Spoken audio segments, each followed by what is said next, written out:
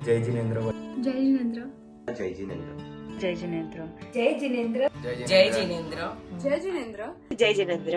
જય જિનેન્દ્ર. गुरु गोविंद दोनों खड़े काके लागे पाए, बलिहारी गुरुदेव की गोविंद तियो बताए। यानी मेरे सामने मेरे गुरुदेव भी खड़े और मेरे भगवान भी खड़े हैं, पर मैं किसके चरण पहले स्पर्श करूं?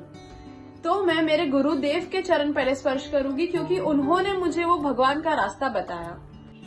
દુનિયાના સર્વ સંબંધોમાં તો સ્વાર્થની દુર્ગંધ આવે છે, પણ એક જ એવું સંબંધ છે જેમાં નિસ્વાર્થતાની અને પરોપકારની સુગંધ આવે છે.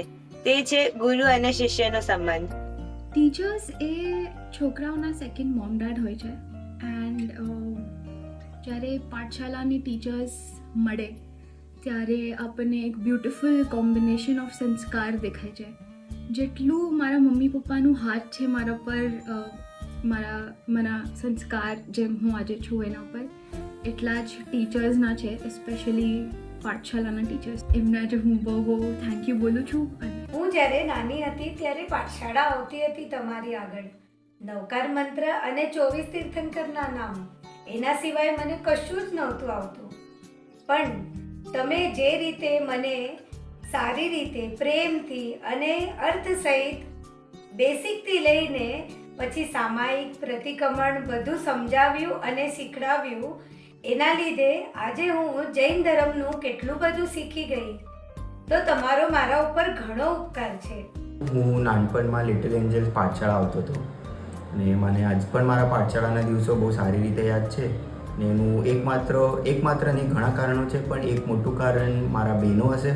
મીનાબેન, ઝવેરબેન, રસીલાબેન, પુષ્પાબેન, હજી બી ઘણા બધા બહેનો હતા જેમને અલગ અલગ ઉંમરમાં, અલગ અલગ એજમાં, અલગ અલગ રીતે મને અને મારા સાથે જે બીજા ફ્રેન્ડ હતા એમને ધર્મ શીખવાડ્યું છે.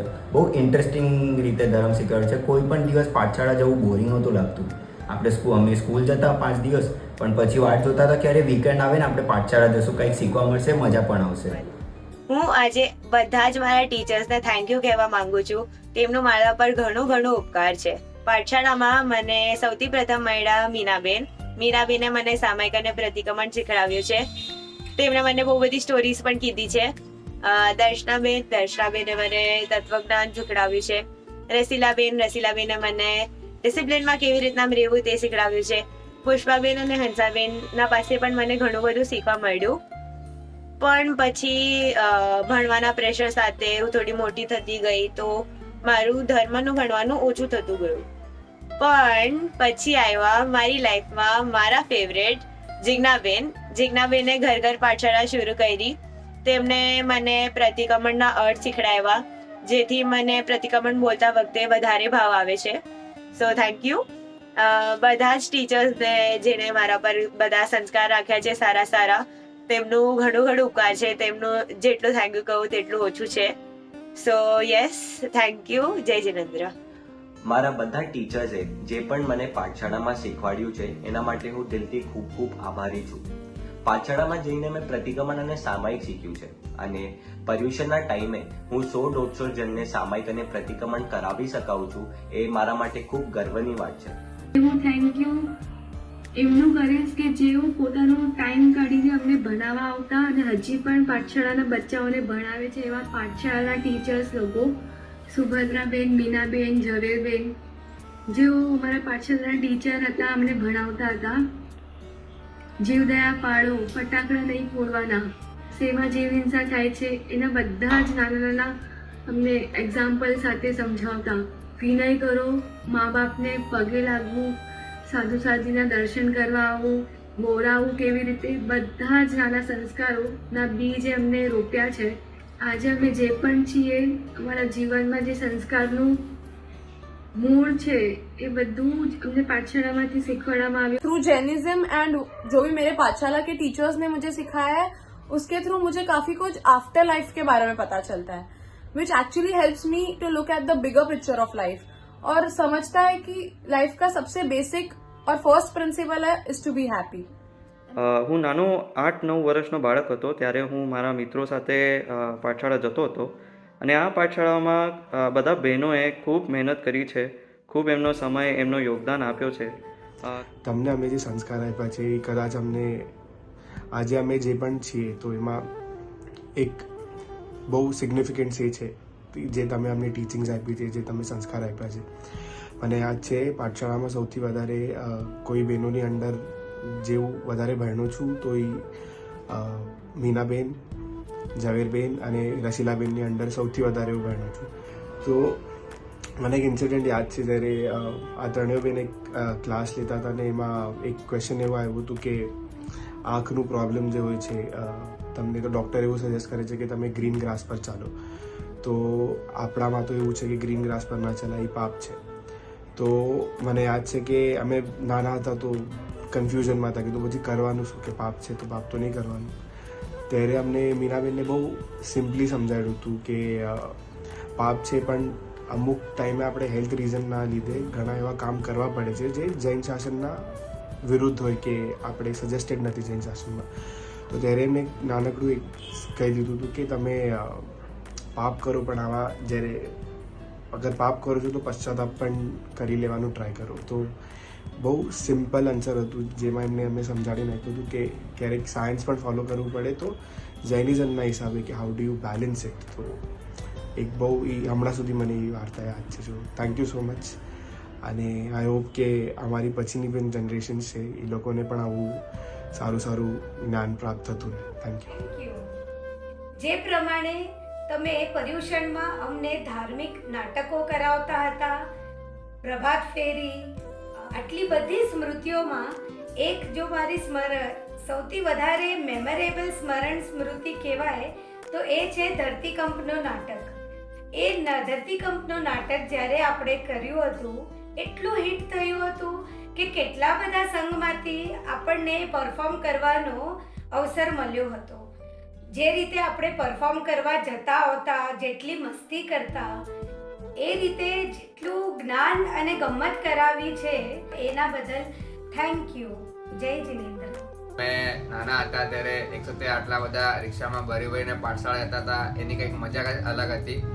અને મને અમારા જ્યારે અમે પાઠશાળા જતા હતા ત્યારે એક દિવસ બહુ સારી રીતે યાદ છે, જ્યારે અમને લોકોને બધાને 10મું વ્રત કરાવ્યું હતું અને અમે લોકો બધાના ઘરે બોરવા ગયા હતા. ત્યારે એક લાઈફ ટાઈમ એક્સપિરિયન્સ હતો કે 10મું વ્રત શું કહેવાય એ અમને પાઠશાળાથી ખબર પડી.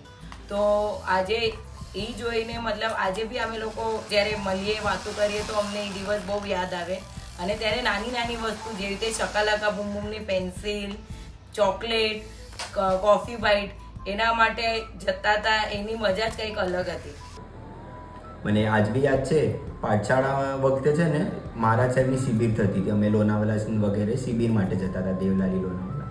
અને અમે છે ને એક વખત આવું થયું કે અમે શિબિરની એજ લિમિટથી વધારે મોટા થઈ ગયા હતા, તો અમને જવા નામ નહોતું મળતું. પણ અમે અમારી બહેનોને રિક્વેસ્ટ કરી કે ભાઈ અમને શિબિરમાં જવું છે, બહુ મજા આવે અમને શિબિરમાં, તો અમને જવાનું કંઈક કરો. અને અમારી બહેને આટલું રિક્વેસ્ટ કરીને બધું કરીને મહારાજ સાહેબ વાત કરીને અમને શિબિરમાં મોકલ્યું. એ અમારી વન લાસ્ટ ટાઈમ શિબિર હતી જે અમને જવા મળ્યું.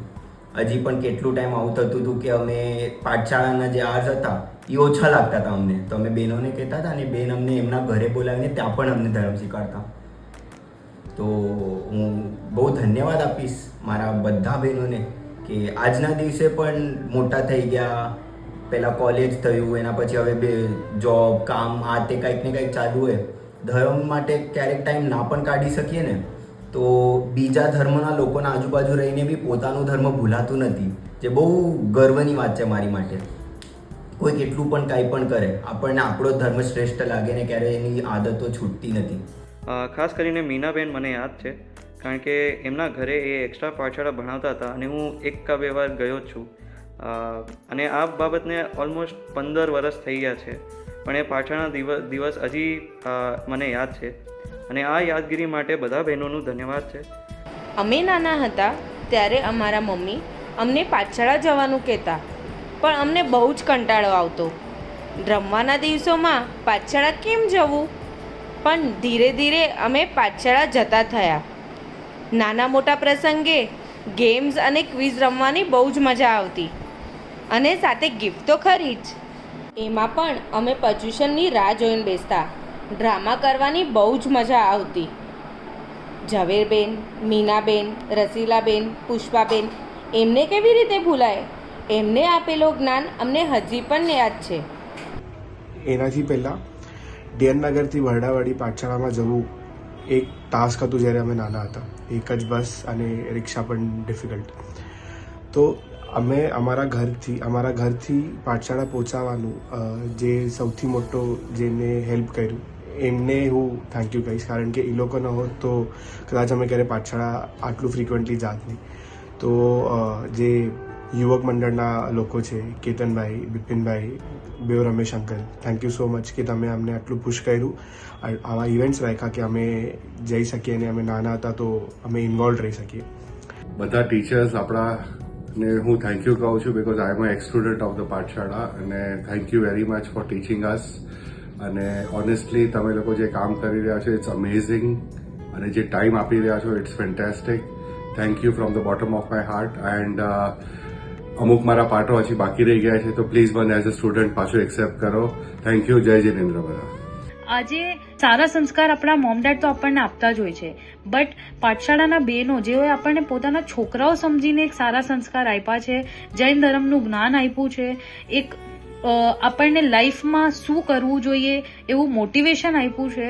And yes, because of that we all are somewhere in our life today. I have become doctor and every one of us are at some point of life where we are excelling in our career.